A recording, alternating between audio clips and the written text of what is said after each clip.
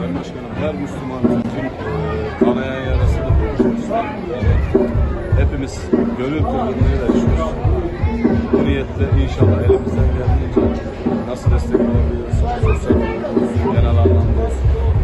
İnşallah hep birlikte bu davanın neferleri olacağız.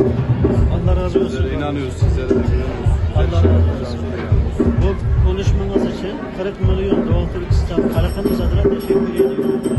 Her gençte, her Türk'te, her vatandaşımızda aynı bu düşünceyse inşallah Doğu Türkistan özgürlüğü yapar. Her zaman bir ve beraber olmak zorundayız. İnşallah Doğu Türkistan özgürlüğünü çok yakında göreceğiz. Böyle güzel etkinlikleri Doğu Türkistan'da beraber yapacağız. İnşallah, inşallah. Hep birlikte inşallah yaparız, birlikte oluruz. Sultan Gazi bütün vatandaşlarımızı, kardeşlerimize selam gönderiyor inşallah. Allah razı olsun. Herkese selam olsun. Belediye başkanımızı başta olmak üzere herkese Doğu Türkistan'da selam olsun. Çok teşekkür ederiz. Sağ olun. Allah razı olsun.